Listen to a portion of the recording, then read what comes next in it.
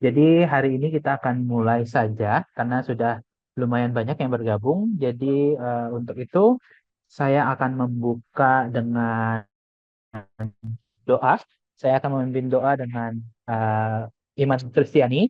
Bagi Bapak Ibu yang beragama lain atau berkeyakinan lain, harap mengikuti doanya dengan kepercayaan masing-masing. Kita bersatu di dalam doa. Tuhan, terima kasih Tuhan atas berkat pada siang hari ini. Kami sudah berkumpul di ruangan digital ini untuk mempelajari bagaimana publisher menanggapi bagian-bagian dari tulisan ilmiah supaya kami bisa membuat satu tulisan ilmiah yang lebih bagus lagi daripada yang sudah kami buat. Tuhan, untuk itu kami menyerahkan Pak Johanjang yang akan membawakan materi pada hari ini. Biarlah Tuhan berkati dia, berikan dia hikmat supaya apa yang disampaikan dapat kami terima dengan baik. Dan juga Tuhan berikan kemampuan kami untuk mendengar dan mengerti materi yang disampaikan supaya apa yang diterima, apa yang kami terima dan apa yang kami dengar bisa kami terapkan dalam pekerjaan kami masing-masing.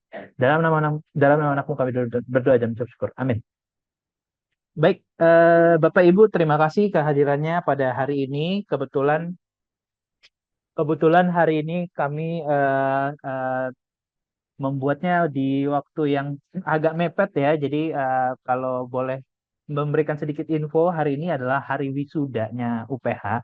Jadi kebetulan karena hari wisuda, akhirnya kita membuat acaranya setelah jam wisuda itu selesai.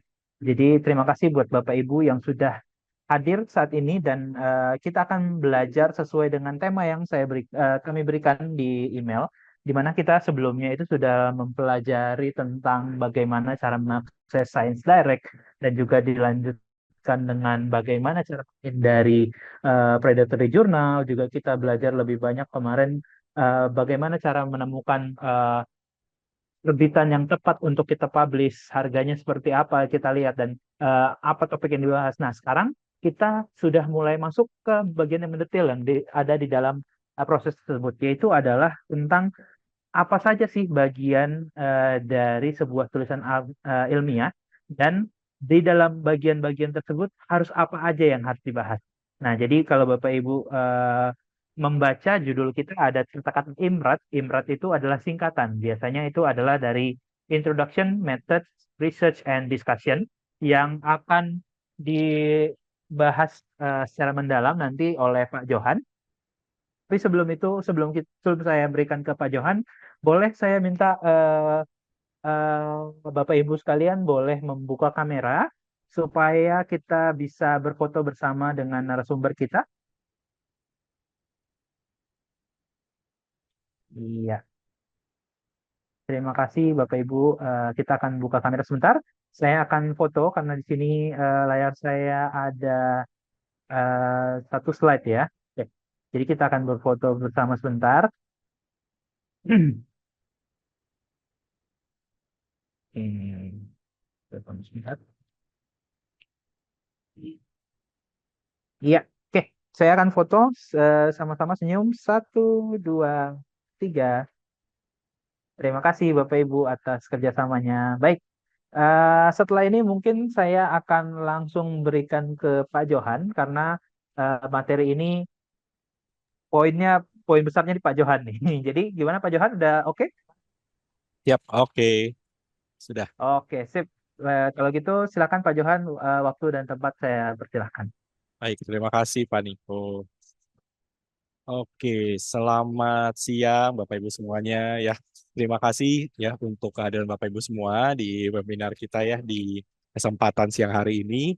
Perkenalkan, kalau belum kenal, nama saya Johan Jang. Saya adalah Strategic Engagement Manager dari Elsevier di wilayah Asia Tenggara. Dan tentunya kita selalu bekerja sama ya dengan perpustakaan, dengan library, One Library-nya UPH untuk bisa memberikan tentunya banyak sekali ya, semoga insight-insight terkait dengan dunia penelitian, ya baik itu penulisan ataupun publikasi, ya yang tentunya diharapkan Bapak Ibu bisa menambah skill untuk nanti ke publikasi ke depannya. Sesuai yang tadi diinfokan oleh Pak Nicholas gitu ya, bahwa siang hari ini kita akan lebih banyak fokus kepada hal-hal yang sifatnya teknis, yaitu terkait dengan IMRAT gitu ya, atau mungkin Bapak Ibu sudah kenal lah, ini adalah satu format yang umumnya digunakan untuk menulis penulisan ilmiah. Nah, dan Bapak Ibu pasti sudah banyak juga tahu, bahkan sudah melakukan, memang sudah sehari-harinya begitu ya.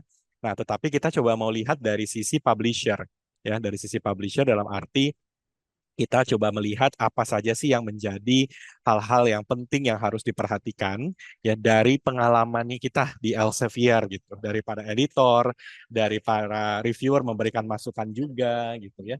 Hal-hal yang umumnya sering salah dilakukan oleh para peneliti ya di bagian-bagian di IMRAT ini. Jadi nanti saya tidak akan masuk ke apa itu introduction, result yang nggak usah lah Bapak Ibu juga sudah tahu, tapi lebih ke arah ini adalah hal-hal yang berpotensi memang cukup sering miss gitu. Ya, cukup sering miss oleh para peneliti sehingga kalau nanti Bapak Ibu sudah tahu, sudah dibenarkan, semoga tidak ada lagi hal-hal seperti ini yang terus diungkapkan oleh para editor dan reviewer gitu maksudnya ya.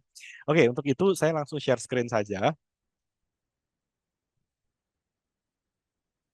Nah, semoga sudah aman terlihat ya Bapak Ibu. Ini saya full screen dulu.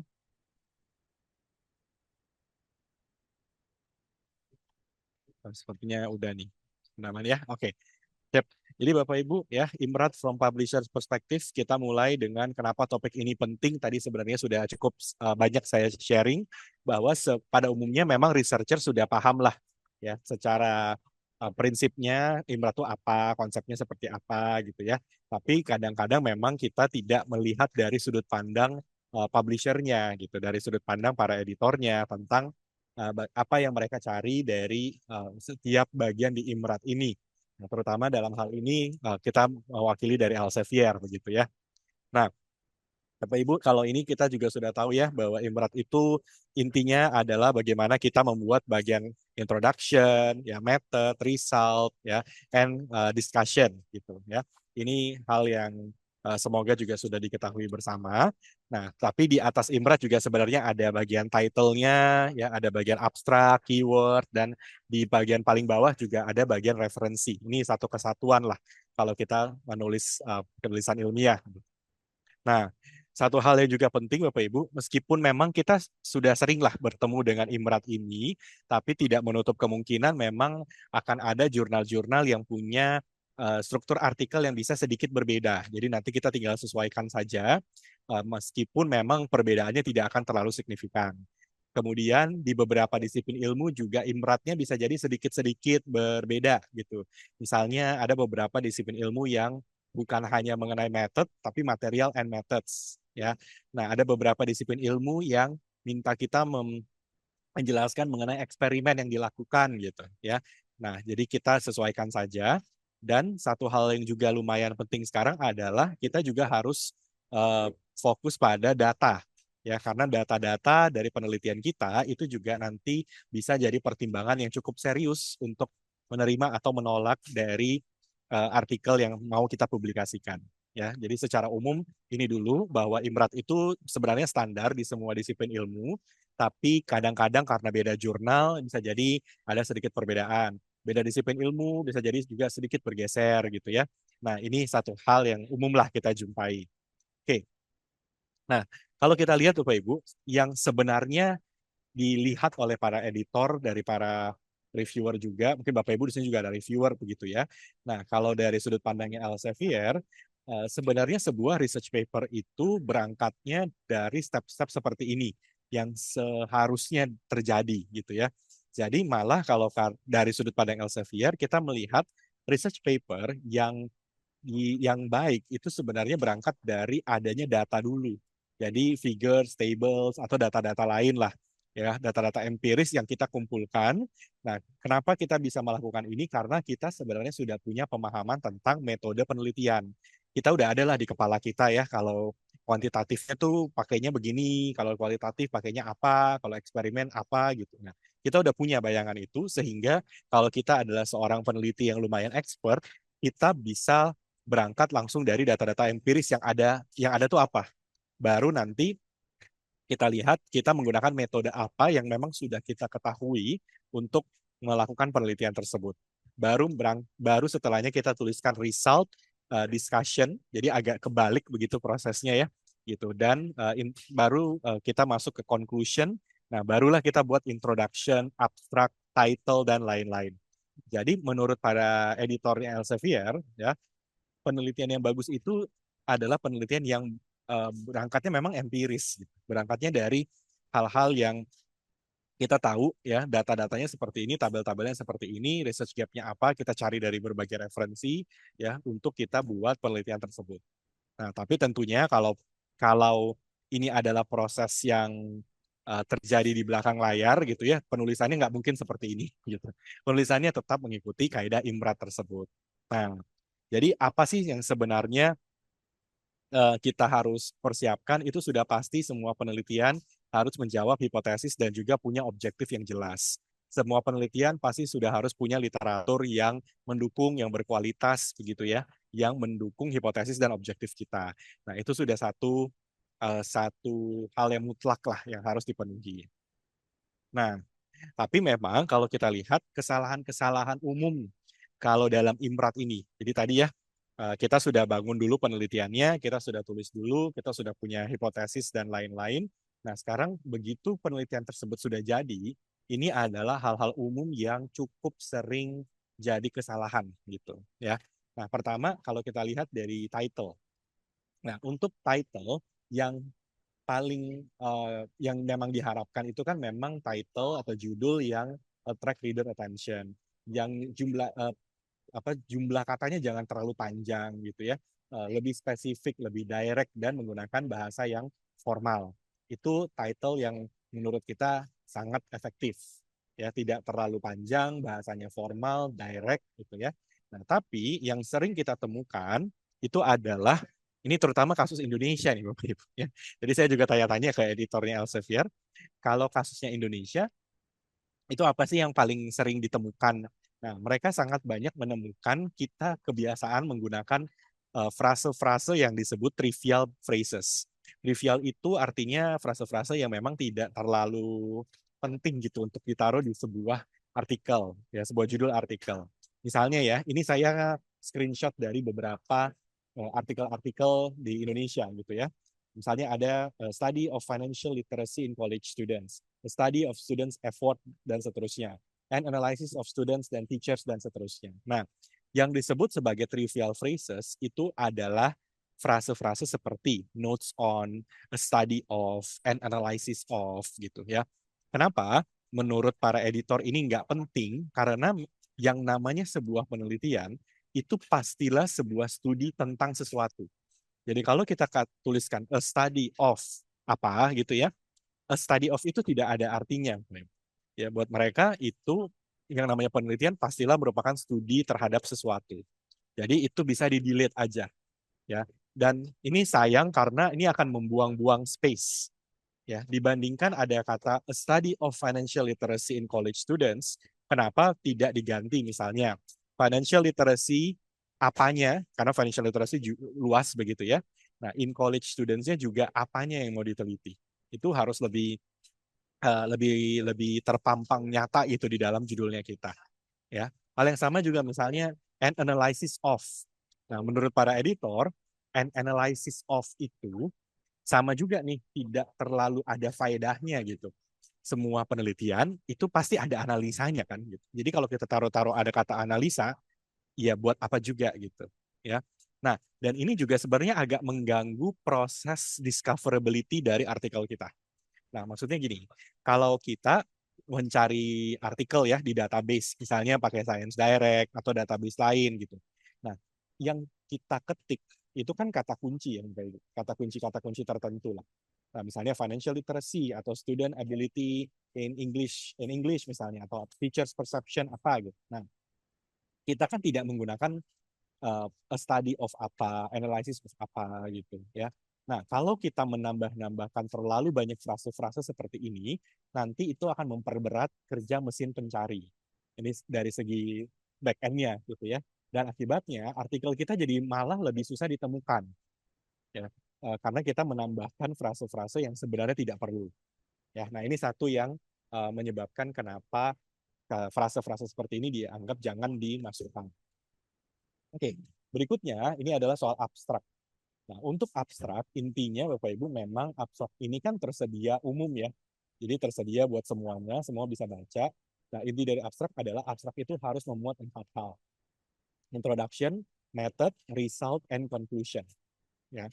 Nah, tinggal nanti memang setiap jurnal itu mungkin akan sedikit punya format yang berbeda. Ya, ada yang minta 1 paragraf aja, ada yang minta dibagi-bagi, misalnya introduction titik dua apa, method titik dua apa, gitu ya. Nah, dan seterusnya.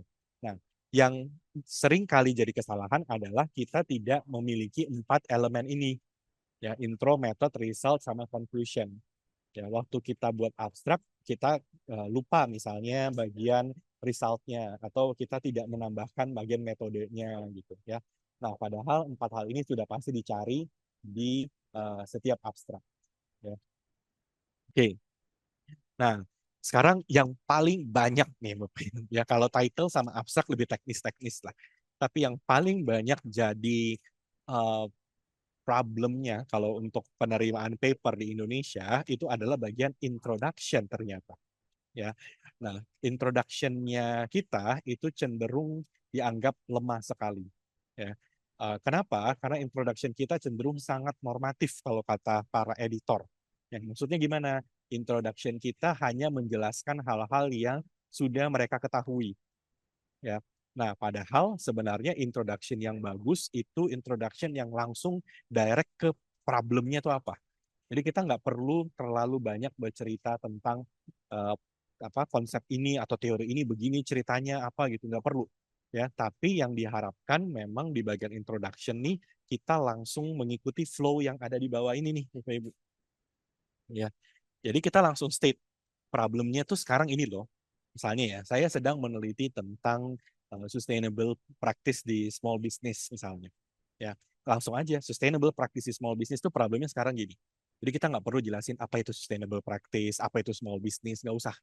Langsung aja sustainability di small business sekarang isunya adalah mengenai bla bla bla bla bla. Kita dapat dari referensi begini begini begini gitu.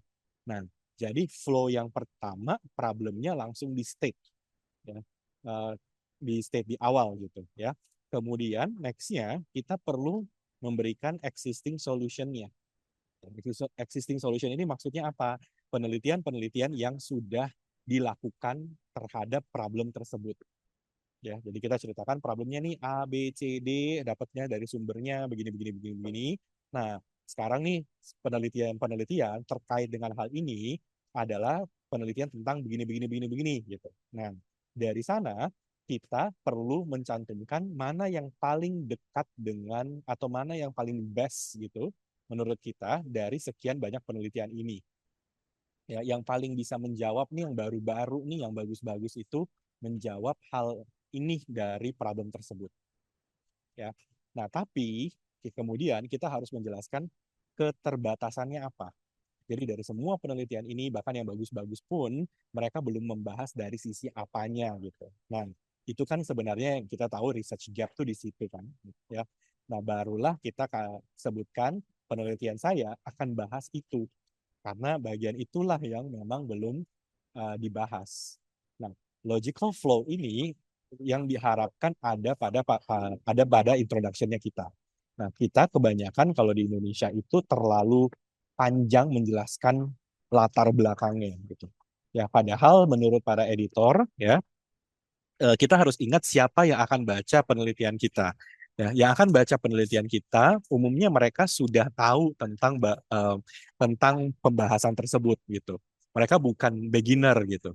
Ya, jaranglah yang baca penelitian kita itu adalah beginner gitu ya, yang memang belum paham sama sekali gitu.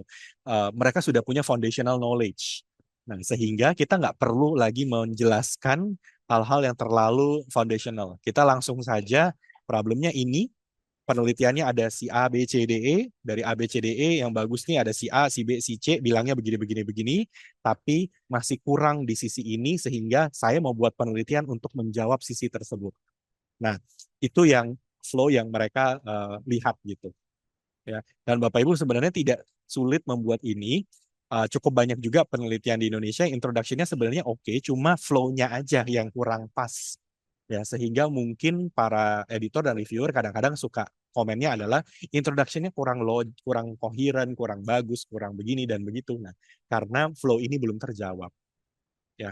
Nah, kemudian untuk introduction, never use more words than necessary. Dengan kata lain, jangan kepanjangan.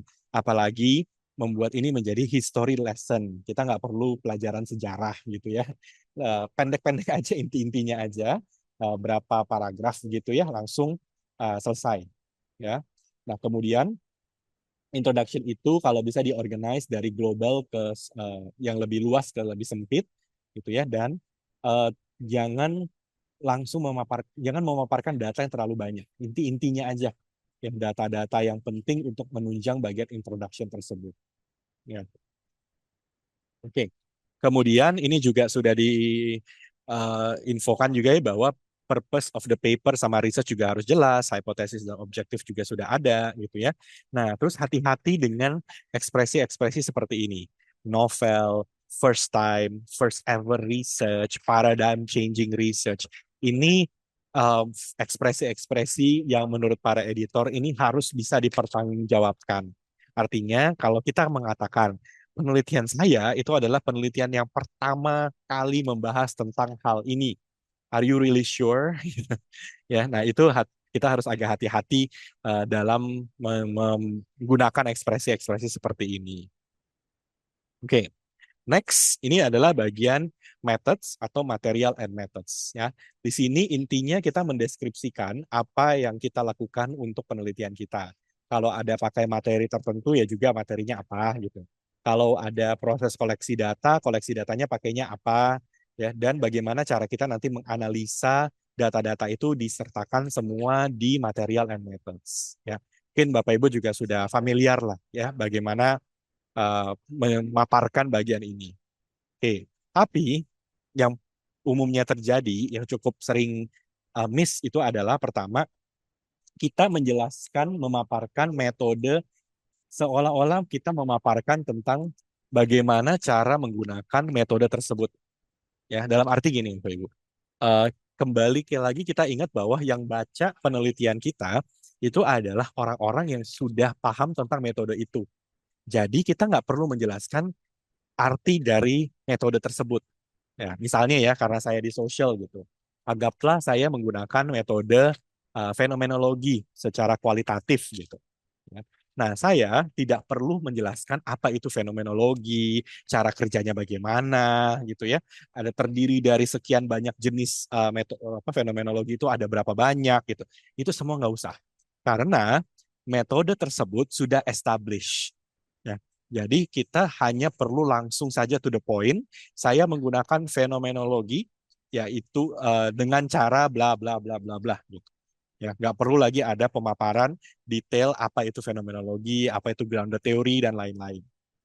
Ya, dan kita juga tidak perlu untuk memaparkan caranya gimana secara runutnya.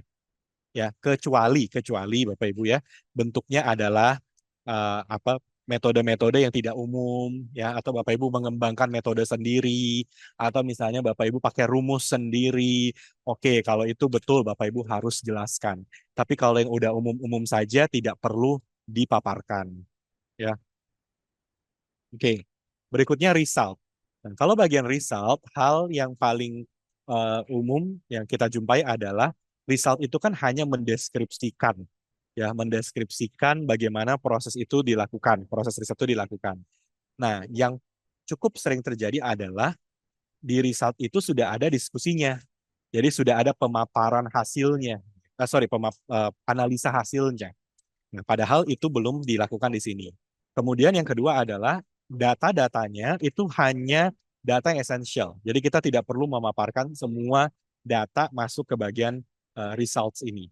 Ya, sisanya boleh kita taruh nanti di bagian lampiran. Kemudian di result ini pastikan kalau kita pakai ilustrasi, gambar, tabel itu boleh, tapi sebaiknya ada legendnya.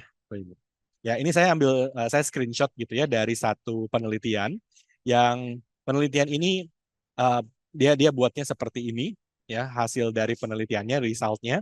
Nah, ini sebenarnya udah ada color codingnya gitu ya, udah dikasih tahu. Cuma ini terlalu kompleks, ya, karena ini begitu dibaca Ini akan membuat orang bingung bagaimana membandingkan uh, grafik pertama, grafik kedua, grafik ketiga, dan seterusnya.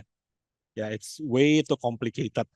Jadi kita juga harus pintar-pintar nih menyajikan datanya, dibuat seperti apa supaya mudah langsung dipahami. Oke, nah berikutnya ini contoh ya yang acceptable tuh seperti ini, misalnya yang sebelah kiri nih. Ya, ini masih acceptable, masih oke, nggak masalah. Ada color codingnya juga, ada artinya juga gitu ya.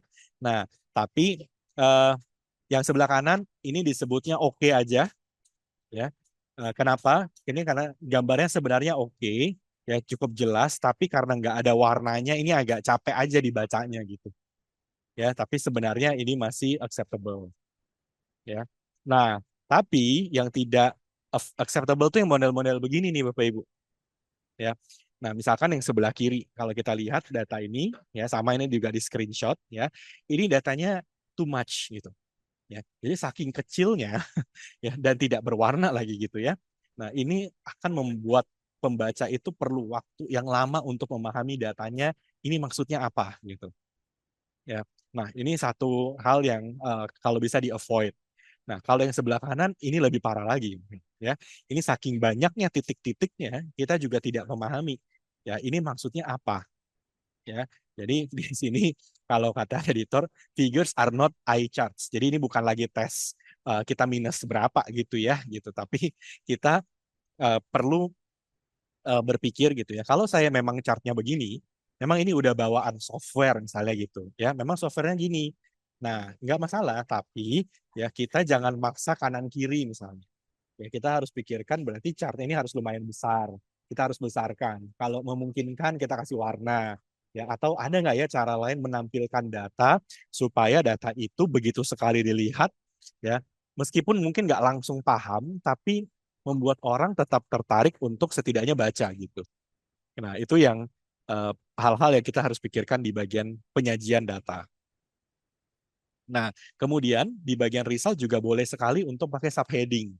Ya, kalau memang lumayan banyak nih ya apa namanya pemaparan datanya, ya silakan pakai subheading subheading ya. Misalnya 3.1.1, 3.1.2 ya, 3.2 dan lain-lain supaya finding itu lebih gampang ditemukan.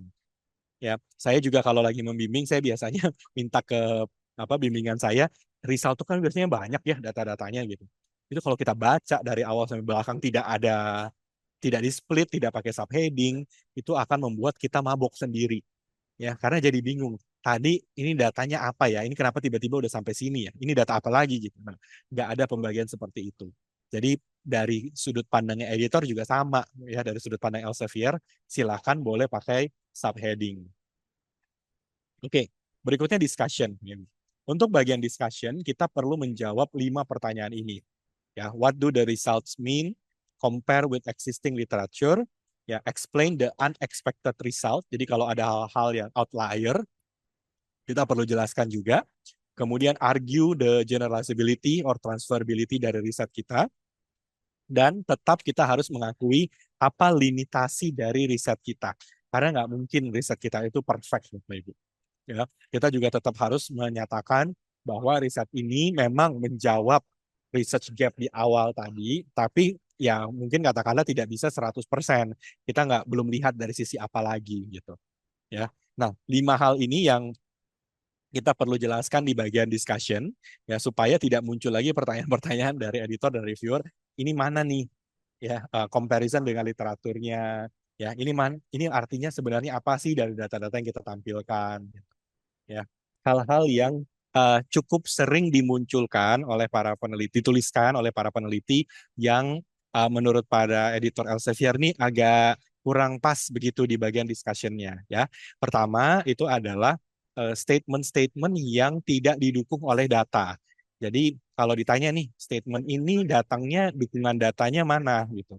Oh enggak ada gitu di data tersebut. Itu yang pertama. Terus yang kedua, sebisa mungkin kalau deskripsinya itu ada angkanya, itu akan jauh lebih baik dibandingkan kita menggunakan ekspresi yang kualitatif. Ya, misalnya daripada kita tuliskan higher temperature, lebih baik misalkan kita tuliskannya 35 derajat Celcius misalnya. ya. Atau kita katakan penelitian ini memang sudah menunjukkan adanya dampak yang signifikan terhadap bla bla bla. Nah, daripada kita tulisnya menunjukkan dampak yang signifikan, signifikan itu kan sesuatu yang harusnya ada angkanya kan.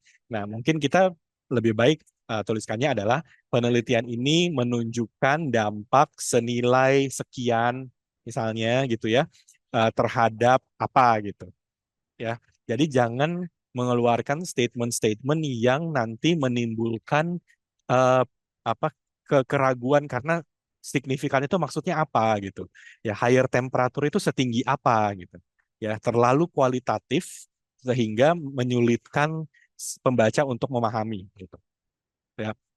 Kemudian yang ketiga yang juga kadang-kadang suka muncul itu adalah tiba-tiba muncul terminologi baru atau ide baru ya tiba-tiba yang tadinya bahasnya A muncul B gitu ya atau muncul ide baru ya nah yang dimana menurut para editor ini kalau kita memunculkan adanya eh, terutama ide baru ya gitu ya itu kan sebenarnya kita membahas sesuatu yang berbeda lagi ya tapi kan kita belum meneliti tentang hal tersebut makanya ini juga harus dihindari nah lalu yang keempat yang juga sering muncul itu adalah spekulasi. Nah, spekulasi-spekulasi yang basisnya adalah imajinasinya kita gitu. Ya, contoh-contoh kalimatnya itu seperti ini. Berdasarkan hasil penelitian ini kita bisa memperkirakan adanya posibilitas yaitu bla bla bla bla bla bla. Nah, lalu kalau ditanya kenapa perkiraannya adalah hal tersebut, kita nggak bisa jelaskan Bapak Ibu. Ya, karena itu sebenarnya berangkat dari imajinasinya kita ya mungkin secara logika benar gitu ya benar nih kalau ini yang terjadi kemungkinan ya nanti ke depannya bisa juga begini tapi kalau nggak ada datanya kita diharapkan jangan buat seperti itu ya karena ini nanti akan memunculkan perdebatan juga dari sisi reviewer ya ada reviewer yang mungkin bisa melihat ya benar sih cuma kalau nggak ada datanya kan artinya ini hanya opini gitu ya nah itu kenapa eh, possible spekulasi-spekulasi seperti ini tetap harus berdasarkan pada data. Kecuali kita bisa bilang begini, berdasarkan hasil ini, ya ada kemungkinan X bisa terjadi. Nah, kenapa X bisa terjadi? Karena kalau kita lihat dari datanya, itu kasusnya begini, bla bla bla bla bla, sehingga kemungkinan X itu sangat possible. Nah, kalau kita bisa memaparkan ada sumber kenapa kita bilang X bisa terjadi, maka silakan, itu diperbolehkan, Bapak Ibu. Tapi kalau kita hanya mengatakan karena hasilnya begini, maka X bisa terjadi. Ya, terus titik, nggak ada penjelasan apalagi tuh, kenapa X bisa terjadi. Nah, itu di lebih baik di avoid begitu ya. Kita kita hindari di bagian diskusi ini ya. Oke. Berikutnya, ini bagian conclusion and recommendation. Kalau yang ini ya, umumnya mungkin Bapak Ibu sudah familiar ya, kita harus jawab pertanyaan penelitian kita gitu ya. Nah, tapi satu hal yang paling sering miss kalau di Indonesia itu adalah nomor dua, poin kedua Bapak Ibu. Ya, show how your work advance the field of study and provide clear justification upon this. Maksudnya apa? Kita tuh kalau udah di bagian conclusion, biasanya kan mau buru-buru ya, mau cepet-cepet, pokoknya udah selesai aja gitu ya. Pertanyaan penelitian sudah terjawab, selesai ya. Tapi yang diharapkan juga ada lagi nih. Oke, kita sudah neliti, kita sudah jawab pertanyaan penelitian kita, lalu apa kontribusi penelitian kita ke disiplin ilmunya kita, Bapak Ibu, ke topiknya kita. Ya, kalau saya meneliti tentang tadi sustainability buat UMKM gitu. Ya, berarti penelitian kita harus kita sangkut pautkan apa efek dari penelitian ini ke topik tersebut. Misalnya, kita menemukan adanya angle baru ya dalam membahas apa. Kita menemukan adanya perspektif baru tentang berpikir tentang hal ini gitu. Ya dan lain-lain lah. Nah, eh, bagian ini itu sering sekali miss ya sehingga para editor dan reviewer ini kan kalau kita, apalagi jurnal-jurnal bagus gitu ya, mereka kan mau artikel-artikel yang mereka publikasikan itu memajukan ilmu pengetahuan di bidang tersebut. Nah, artinya mereka mengharapkan kita yang kasih tahu ke jurnalnya, ini loh ya kenapa penelitian saya itu bisa memajukan ilmu pengetahuan di bidang itu gitu. Nah, itu yang mereka harapkan. Ya, jadi jangan mereka yang cari-cari nih. Oh, penelitiannya memang bagus sih, tapi hubungannya sama disiplin ilmu kita tuh apa gitu. Ya, kalau kita sudah bisa kasih tahu langsung, ya ini efeknya, ini dampaknya, nah mereka akan jauh lebih senang begitu ya melihat, oke, berarti kalau nanti saya publikasi nih penelitian yang ini, ya kita akan berkontribusi ke perkembangan apa gitu. Nah, itu yang kita harapkan juga di bagian ini. Ya, kemudian poin ketiga ini juga sudah cukup sering lah ya, suggest future experiment. Kira-kira penelitian berikutnya apa gitu ya. Nah, cuma poin kedua aja yang kita di Indonesia umumnya suka miss, ya suka lupa atau bahkan tidak sadar bahwa ini dibutuhkan ya. Kalau bahasanya para editor Elsevier adalah ini poin kedua adalah poin di mana kita quote unquote jualan penelitian kita, bilangnya gitu ya. Kita jualan ke editor, kita jualan ke reviewer, dan kita jualan ke reader, ya, ke peneliti-peneliti selanjutnya, ya, bahwa kenapa sih kita harus capek-capek melakukan penelitian ini? Ini loh, saya tuh berhasil melakukan ini. Inilah kenapa bidang ilmu ini lebih maju karena ada penemuan dari saya gitu. Nah, itu yang mereka harapkan. Jadi jangan takut Bapak Ibu untuk menginfokan ya mengenai bagaimana hal ini bisa terjadi gitu. Ya. Nah, kemudian berikutnya tentu adalah bagian referensi. Nah, di bagian referensi, um, hal-hal yang umum ya dijumpai pertama adalah referensi itu haruslah referensi yang memang relevan dengan penelitian kita, ya, bukan bukan referensi, karena referensi itu sekarang juga dicek tuh Bapak Ibu masalahnya, ya. Jadi pertama yang kadang-kadang suka terjadi adalah referensinya tidak relevan. Ya, misalnya, saya penelitian di bidang, katakanlah bidangnya nursing, ya keperawatan. Tapi referensi yang saya gunakan itu adalah di bidang misalnya sport management, kurang kurang nyambung gitu, ya. Atau saya bidangnya agriculture, tapi saya pakai referensi dari engineering. Nah, hal-hal ini cukup perlu kita perhatikan, ya. Kita juga harus cek jurnal yang kita pakai itu jurnal bidang ilmu apa, ya, supaya menghindari kita menggunakan jurnal-jurnal yang sama sekali tidak berhubungan dengan penelitian kita. Nah, kenapa hal ini sering terjadi? Karena kita memang kadang-kadang menemukan yang namanya isolated sentences. Ini mungkin kalau Bapak Ibu dosen sudah tidak masalah lah, tapi kalau mahasiswa tuh masih sering. Contoh, misalnya ini penelitian bidangnya manajemen, ya. Terus manajemennya kita anggap ini manajemen untuk UMKM. Nah, lalu penelitiannya oleh si peneliti ini dia cari-cari tuh sumber-sumber yang bisa mendukung argumentasinya. Nah, kebetulan katakanlah ketemu nih, ya, ketemu di artikel mana, tapi kalau artikelnya dicek, ya ini sebenarnya artikel bukan tentang manajemen, tapi ini tentang engineering. Cuma kebetulan aja ada kalimat-kalimat tertentu di artikel itu yang nyambung, ya, yang berhubungan memang dengan apa yang kita teliti. Tapi yang satu manajemen, yang satu engineering, ya. Nah, dan kalau artikelnya dibaca secara keseluruhan, sama sekali nggak berhubungan dengan penelitian yang sedang dibuat ini. Ya, memang kebetulan ada sentences, ya, ada kalimat-kalimat yang pas, yang katakanlah cuma 2-3 kalimat. Nah, itu dipakai. Nah, begitu itu dipakai dijadikan sebagai dasar ya untuk argumentasi, itu sudah pasti akan membuat artikel kita dipertanyakan. Ya, kenapa menggunakan referensi yang bukan nggak bagus ya, tapi nggak relevan, Pak Ibu. Nah, itu yang namanya isolated sentences. Oke. Kemudian yang berikutnya juga yang sering sekali terjadi adalah referensinya Indonesia itu cenderung banyak, banyak banget, bisa sampai uh, ratusan juga bisa gitu. Tapi kalau dicek referensi-referensinya banyak yang tidak relevan, banyak yang cuma ditaruh begitu aja tapi hanya 1-2 kalimat saja yang dipakai sebenarnya, ya.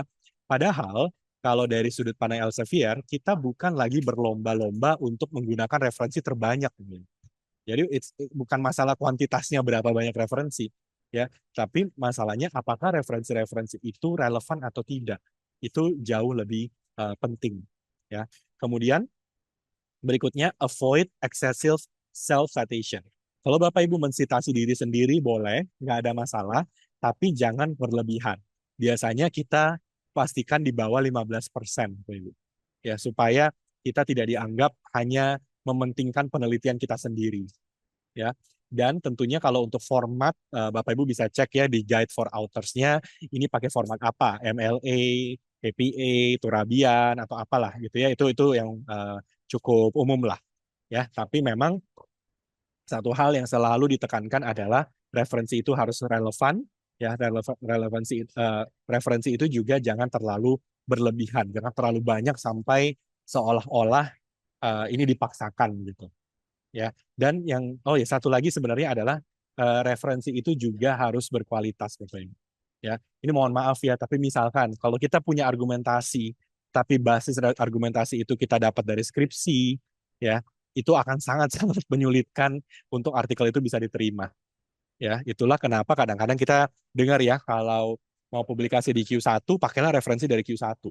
Ya, bukannya kenapa gitu, karena buat mereka, kalau para editor di Q1, mereka akan menganggap argumentasi yang kita bangun, ya, statement-statement yang kita buat, itu kalau dasarnya bukan datang dari jurnal-jurnal yang bagus, mereka juga akan mempertanyakan apakah referensi tersebut, apakah argumentasi tersebut basisnya bagus, gitu, basisnya kuat. Ya, makanya sekarang referensi itu jadi juga sangat-sangat krusial di situ. Ya, kita cukup banyak menolak artikel karena referensinya tidak jelas. Ya, begitu referensi yang dicek, ini semua referensinya sebagian besar tidak jelas gitu ya, datangnya dari jurnal-jurnal yang tidak berkualitas, itu bisa menyebabkan uh, itu tadi ya, riset kita dipertanyakan. Ya. Oke, lalu berikutnya acknowledgement. Biasanya ini ada di bagian akhir-akhir ya.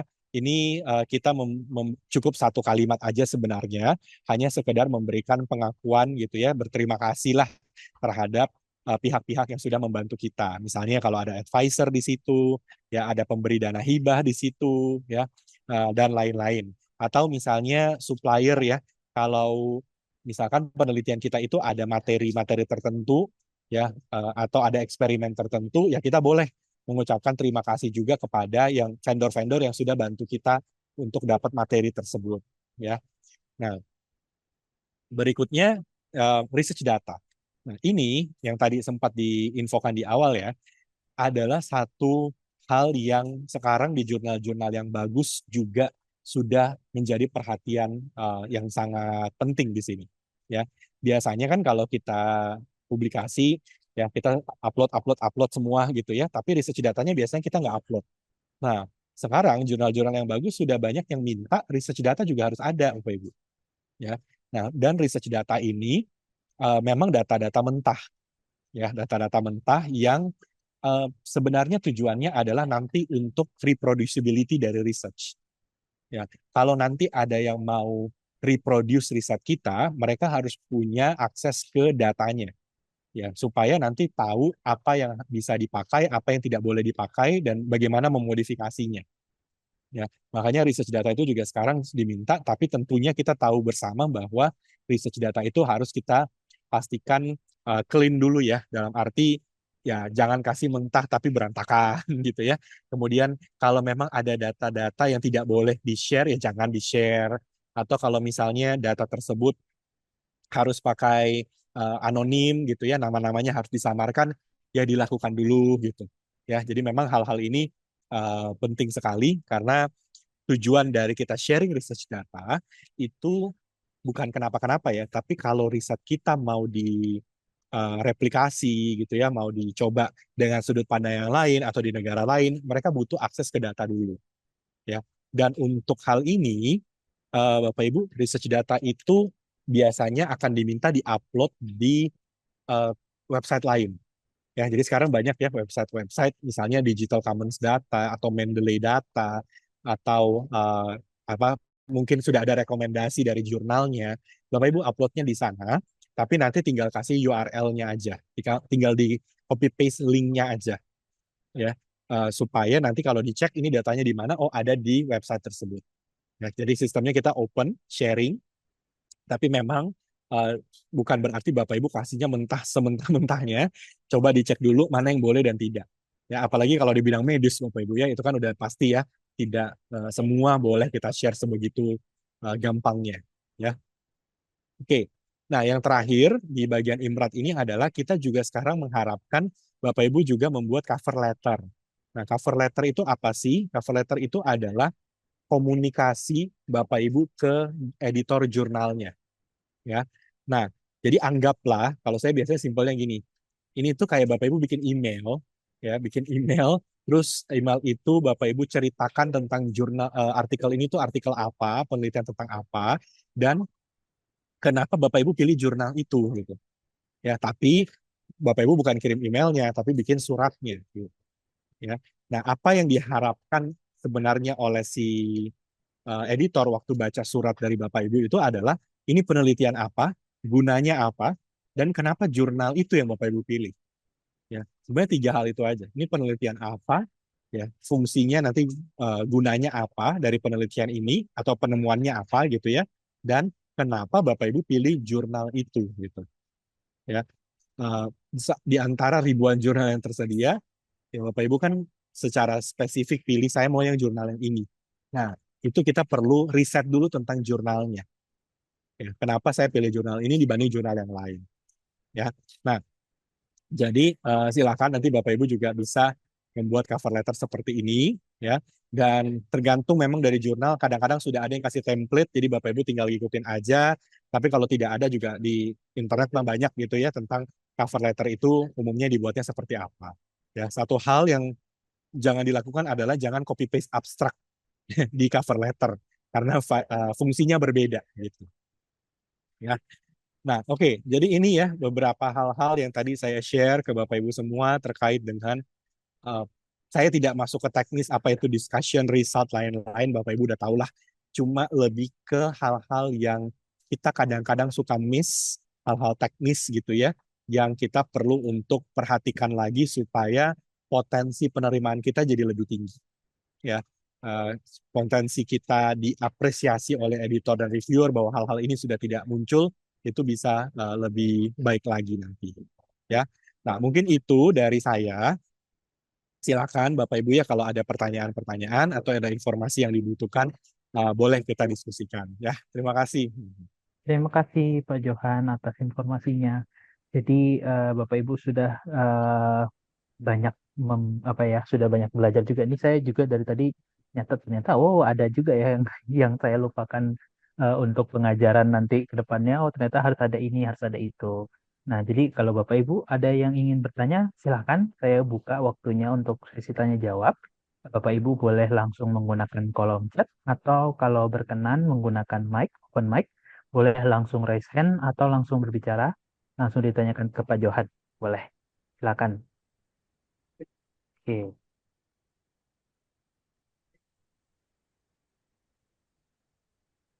silakan. Kalau ada yang mau langsung bertanya, boleh. Apakah ada? Biasanya lagi pusing Ah, ya. Langsung nah, melihat ke penelitian sendiri biasanya. Saya bikin iya, salah apa nih? harus harus berkaca. Hmm. Ya. Oke, Tapi kadang-kadang hal-hal begini suka, biasanya kita memang suka miss Bapak Ibu. Jadi saya juga iya, kalau lagi buat penelitian tuh, kan ngalir dulu ya. Ngalir dulu apa semua udah selesai. Nah baru nanti saya buka bahan saya sendiri. Terus saya cek sendiri Bapak Ibu. Apalagi yang saya buat iya, gitu. Yang kadang-kadang iya. pasti Jadi ada lah kita lupa. Oh ya ininya kenapa begini ya gitu. Hmm. iya ya, Pak. Jadi tadi saya juga ada beberapa hal yang saya mau konfirmasi sih sebenarnya. Jadi ada Ya. pernah saya tanya bincang-bincang gitu ya sama teman-teman di perpustakaan perguruan tinggi lain, terus juga ada peneliti di perguruan tinggi lain. Katanya itu untuk diterima, untuk memperbesar eh, penerimaan, presentasi penerimaan di yang indeks di SJR itu, katanya itu judulnya itu harus mengandung kata-kata dari SDGs atau turunan-turunan dari SDGs. Bener nggak sih? SDGs, Nggak harus sih. Sustainable, Ya, harus SDG. ya? Ya, sebenarnya nggak harus kok Bapak Ibu ya karena sebenarnya untuk mendapatkan SDG itu secara ini sih sebenarnya lebih main ke data ya gitu. Artinya memang sekarang banyak jurnal-jurnal itu mengajar SDG. Kenapa? Karena mereka juga mau ada kontribusi ke penelitian terhadap SDG tertentu gitu. Nah, tapi nggak harus ada kata SDG apanya di judulnya kita. Nah, cuma Bapak Ibu memang boleh taruh di abstrak boleh atau di keyword juga boleh. Gitu. Ya, kalau memang kebetulan pas di judul ya silakan. Tapi kalaupun enggak juga nggak masalah. Nah, kenapa? Karena di belakang layar di Scopus ya, Scopus itu kan memang kita juga menyediakan data penelitian dan dampaknya ke SDG. Itu juga ada. Nah, tapi kita tarik datanya itu adalah dari judul, abstrak, sama keyword gitu. Jadi nggak harus selalu di judulnya, boleh di abstrak dan di keywordnya. Gitu. Nah nanti kalau ada ininya SDG-nya nanti kita link ke uh, apa database-nya kita gitu ya, dan itu biasanya memang betul bisa dilaporkan juga sampai ke THE, terutama untuk THE Impact Ranking. Bu.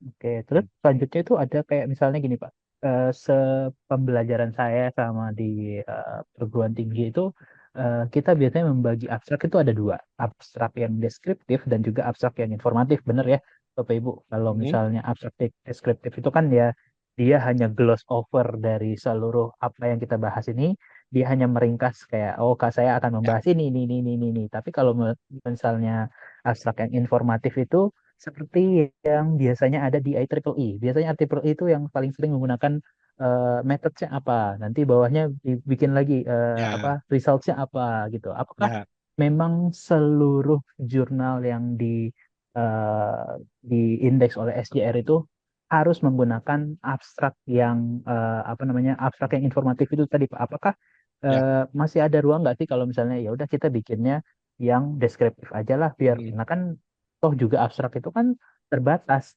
ininya apa Ya. namanya eh, batas katanya ada gitu ya Mhm. gitu Pak. Oke. Sebenarnya kalau sekarang sih lebih, kalau dari sisinya Elsevier ya gitu Bapak Ibu, itu kita memang serahkan ke jurnalnya aja. Jurnalnya maunya modelnya gimana? Mau deskriptif ya silakan, informatif ya silakan gitu ya. Mau dibagi ada introduction titik dua, meta titik dua gitu, atau mau yang satu paragraf juga nggak masalah gitu. Nah, karena kalau dulu itu maksudnya mungkin bukan tahun lalu gitu ya. Memang abstrak itu lumayan penting karena mesin pencari itu kan base-nya adalah abstrak tersebut kan. Kebanyakan mesin pencari kan dia fokusnya pada abstrak. Nah, tapi sekarang dengan AI yang semakin berkembang, ya sebenarnya tidak perlu sampai harus seperti itu pun nggak masalah. Karena AI-nya bisa cari tahu kayak gitu.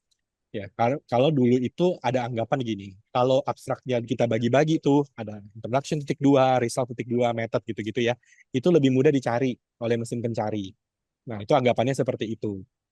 Tapi sekarang, dengan adanya AI, karena natural language programming gitu ya, nggak masalah Bapak Ibu. Selama masih ada tuh tulisannya result of this research, bla bla bla, the methods that we employ, bla bla bla. Nah, nanti kan si AI-nya yang nyari sebenarnya.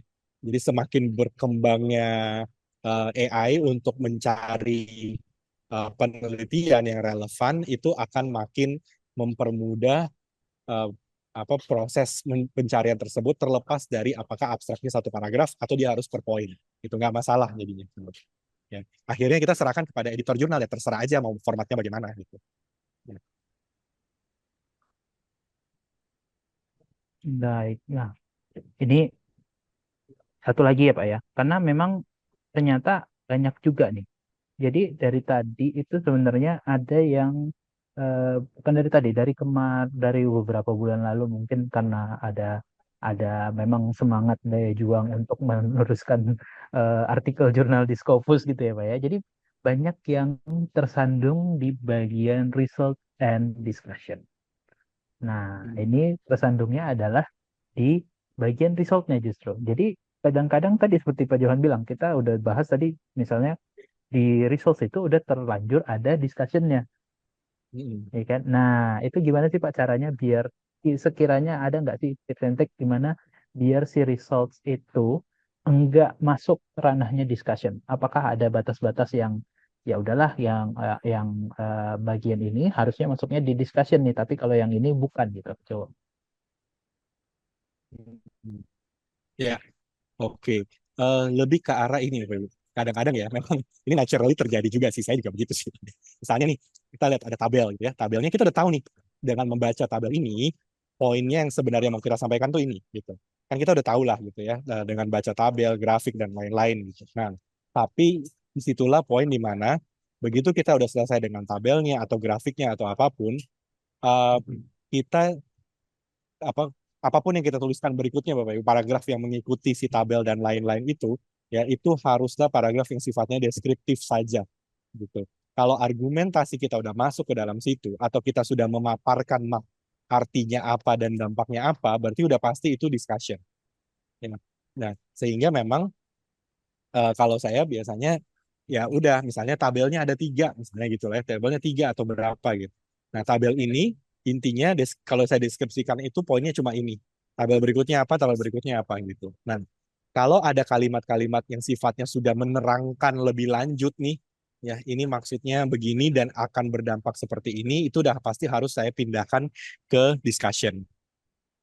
Nah, ini lebih ke arah kebiasaannya kita aja nih waktu kita melihat data, peran datanya itu apakah hanya mendeskripsikan atau kita udah lanjut ke tahapan berikutnya gitu. Nah, semua nanti Bapak Ibu juga kalau udah sering-sering baca yang Q1 tuh ya rata-rata bagian result mereka itu ya udah ala kadarnya aja Bapak Ibu.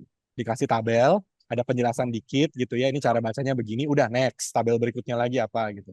Next lagi gitu. Ya, jadi agak kering memang di bagian result, nggak terlalu menarik gimana gitu ya. Cuma bentuk-bentuknya seperti itu aja, tapi memang di discussion ya baru dia paparkan semua yang maksudnya seperti apa. Ya. Baik, ini kalau kita lihat masih masih ada nih beberapa pertanyaan nih Pak. Tapi saya coba mau berikan ke floor dulu nih. Kira-kira dari Bapak Ibu sekalian peserta ada yang mau bertanya nggak ya? Silakan Bapak Ibu. Kalau ada mau bertanya silakan langsung langsung bersuara boleh atau mau di chat kalau malu gitu. Silakan Bapak Ibu.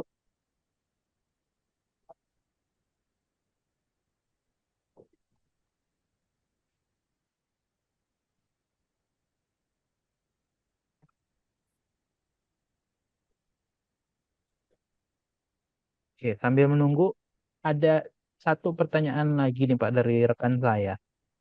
Kalau misalnya berdasarkan tadi ya, kalau kita bahas tadi kan udah dari atas ya saya tanyanya ada dari judul, dari abstrak, dari bedanya isi-isi result dan discussion.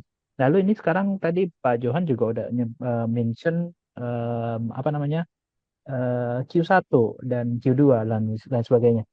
Apakah memang kalau misalnya di reference kalau tadi kan wajar dong kalau misalnya kita mengutip sebuah skripsi atau mungkin tesis bahkan disertasi orang itu mungkin akan jadi tanda tanya oleh si eh, reviewernya. Nah, sekarang kalau misalnya saya menemukan ada artikel bagus, dia Q1 kebetulan, tapi bahasanya bahasa Indonesia dan saya menulis dalam bahasa Inggris dan kebetulan juga si jurnal ini dari luar negeri gitu Pak. Jadi apakah diperbolehkan ketika saya menggunakan itu atau mungkin ada baiknya saya malah menggunakan yang lain gitu Pak. Ya, oke. Sekarang eh, apa ya? Jawabannya itu sebenarnya bukan masalah bahasanya, Bapak Ibu, tapi relevansinya Hmm. aja gitu. Jadi meskipun bahasanya misalnya bahasa Indonesia, kan sekarang banyak ya jurnal-jurnal itu di Scopus, kita nggak lagi menerima jurnal itu harus berbahasa Inggris. Nggak lagi, Bapak Ibu. Yang harus tuh cuma judul sama abstrak. Jadi judul abstrak keyword lah, itu bahasa Inggris. Nah, tapi isinya mau pakai bahasa apapun terserah. Itu nggak masalah. Nah, selama artikel tersebut memang relevan dengan penelitian kita, meskipun menggunakan bahasa Indonesia, ya asalkan dia misalnya masih tetap terindeks Scopus, jurnalnya juga bagus gitu ya silakan aja nggak masalah gitu. Nanti editornya itu dan reviewernya, mereka biasanya memang kalau lihat ya, oh ini artikelnya pakai bahasa Indonesia gitu. Kalau memang menurut mereka penting, mereka akan translate sendiri. Kalau memang merasa ini argumentasi yang sangat penting, tapi bahasanya pakai bahasa Indonesia nih. Cuma memang kasusnya kasus Indonesia, memang memang nyambung gitu ya. Ya udah, mereka memang akan menjalankan tugasnya ya udah saya translate sendiri. Atau mereka akan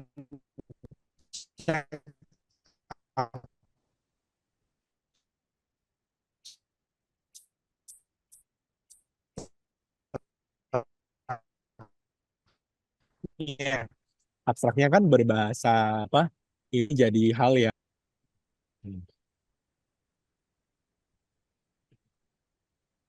Oke, ini ada pertanyaan Pak di kolom chat. ya. Akhirnya ada.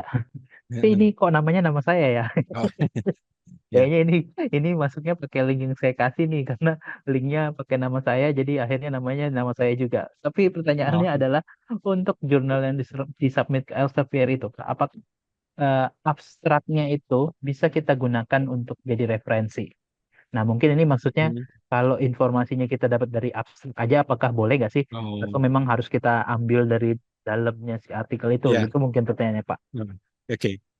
Sebaiknya dihindari. Ya, bisa sih bisa Bapak Ibu. Tapi kalau kebetulan aja artikel tersebut ternyata tidak serelevan itu, nah nanti Bapak Ibu ya akan kenanya itu di situ gitu. Karena kita memang nggak pernah tahu ya. Editor-editor itu mereka pun pasti akan melakukan random checking lah ya. Jadi kalau pas nih Bapak Ibu pakainya abstraknya, sebenarnya nggak baca fullnya. Nah, ternyata begitu dibaca fullnya nggak nyambung, nah itu juga sama aja nanti juga ditolak lagi gitu. Jadi sebaiknya dihindari, better pakainya yang full text gitu. Better Ya. pakainya yang full text ya, Bapak ya. Dan ini mungkin kayak lebih ke pertanyaan yang apa ya Pak ya, pertanyaan yang mencakup semuanya nih Pak Johan. Karena kita tadi udah ada pembelajaran tentang introduction itu harus seperti apa yang kita sering lupakan gitu ya. Dan kalau boleh tahu nih Pak, memang apakah mostly gitu ya, ini bukan semua, tapi mostly, Pak. Apakah mostly di semua jurnal yang indeks dari SJR itu sudah harus menerapkan ini? Seperti kayak tadi misalnya, saya tahu kalau misalnya di Singapura itu mereka sudah menerapkan yang namanya research data management itu mereka sudah terapkan. Jadi kalau misalnya mereka mau meneliti, mereka harus upload dulu data penelitiannya itu ke satu pusat data di Singapura. Saya lupa namanya Ya. apa. Dan itu bisa diakses. Dan apakah saat ini eh, sudah bergerak ke situ juga gitu, Pak?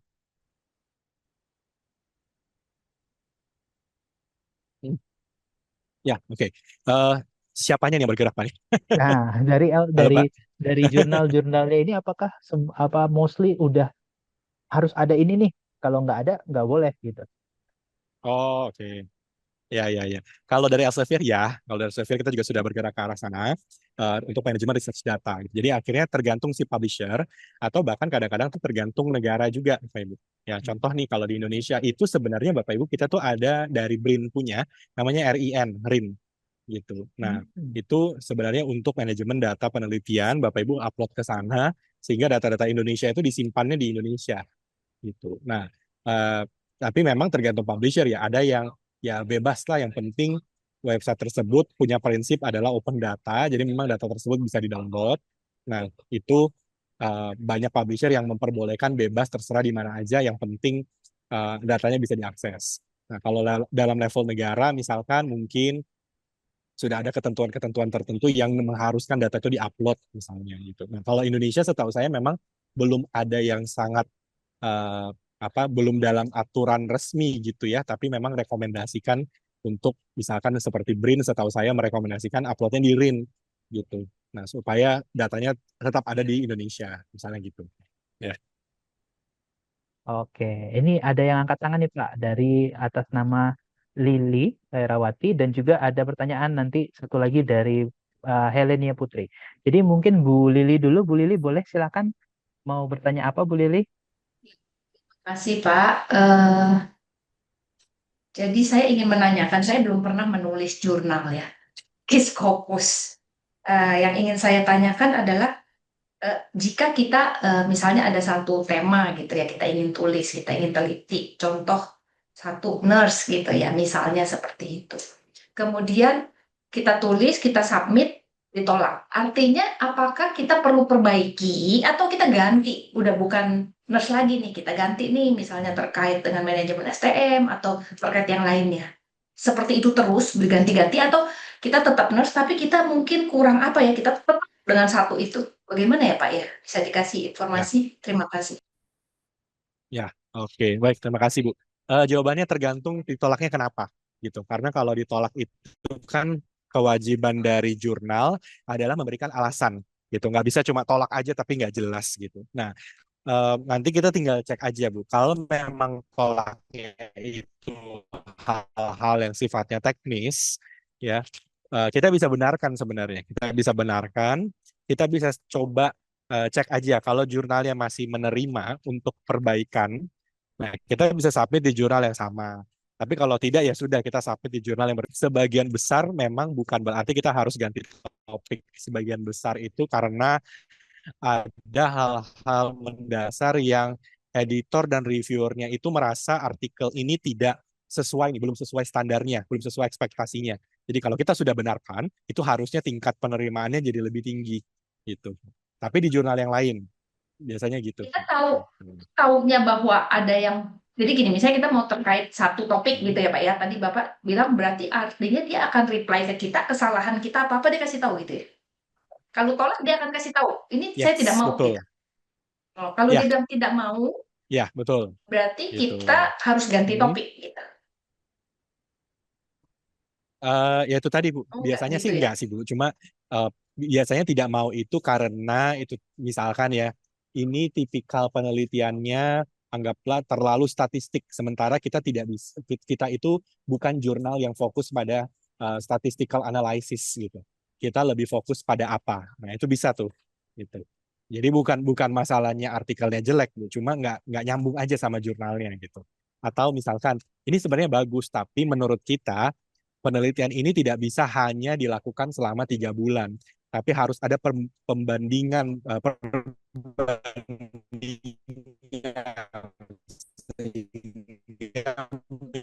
Putus-putus Pak. harus dilakukan 6 bulan. Nah, kan jadi buat 6 bulan supaya ada perbandingan. Halo, Halo. halo, apakah suaranya aman? Nah, sekarang aman. Tadi Ya, oke. terputus. Oh ya, oke, baik. Ya, jadi nanti tergantung sih Bu, kalau misalkan diminta untuk melanjutkan lagi penelitiannya, karena dianggap kurang kurang banyak nih datanya gitu. Nah, akhirnya kan tergantung dari kita ya, apakah kita mau melanjutkan sesuai dengan rekomendasi atau kita coba ke jurnal yang lain gitu. Hmm, Oke. Dan masuk, saya nggak tahu Pak, kalau masukkan jurnal Scopus itu apakah berapa kayak beberapa vendor atau beberapa pintu Hmm. atau ini Ya, ditolak saya bisa ke sini atau gimana ya hmm, Pak kalau di ini? ya, nggak boleh langsung semua Bu. Jadi kita harus satu-satu. Kita submit dulu sampai kita ditolak, misalnya ditolak gitu ya, baru kita Nah, submit ke tempat lain gitu. oh, oke. Nah, Ya, kasih Pak. ya, sama. Langsung aja Pak Johan, ini dari pertanyaan dari Hmm. atas nama Helenia Oh, Putri Pak.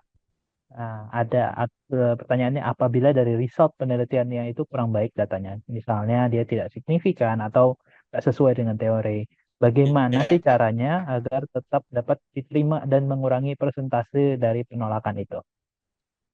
Kali Bapak Ibu ya. Caranya adalah kita tidak sesuai dengan teori ya, kenapa tidak ini datanya agak outlier gitu. Dan cukup banyak jurnal-jurnal malah lebih senang seperti ini gitu. Kenapa? Karena artinya kita menemukan sesuatu yang jelas-jelas baru.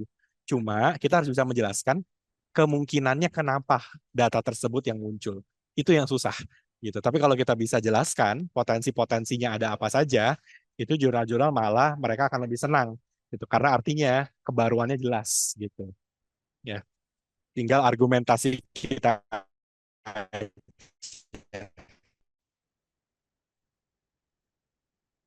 Oke, berarti tergantung argumentasi kita ya Pak ya. Ya, Iya, nah ini ada mungkin pertanyaannya mirip-mirip nih, karena kan tadi berbahas tentang membicarai tentang argumentasi gitu ya. Nah sekarang pertanyaannya, kalau di bagian discussion itu kan memang disebutkan bahwa spekulasi itu diperbolehkan, memang spekulasi diperbolehkan asalkan dia itu rooted in fact, bukan imajinasi. Nah pertanyaan ya. dari atas nama Girta Dewi Kinanti ini, seberapa jauh sih Pak kita boleh berspekulasi jika hasil penelitiannya saya itu menunjukkan korelasi yang apa nih maksudnya unik, tapi belum ada teori terdahulu yang secara langsung mendukungnya. Apakah aman nggak untuk mengajukan dugaan mekanisme baru di discussion. Atau justru bahkan karena kita berbicara seperti itu, akan ditolak oleh reviewer karena dianggap tidak ada dasarnya. Oke.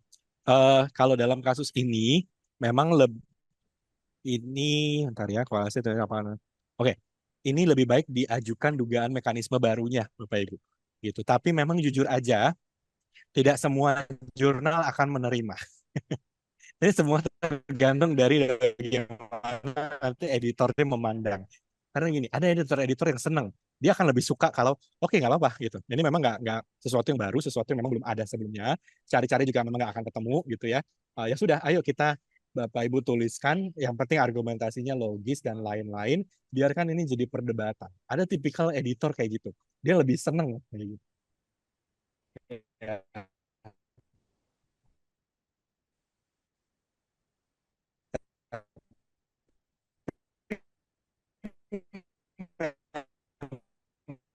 Agak terputus Pak Johan.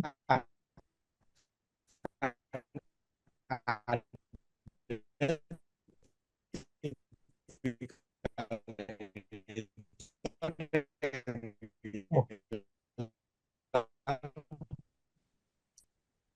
Aduh, ini terlalu terlalu bagus bla bla bla, dia bisa nolak. Jadi memang akhir gitu Bapak Ibu.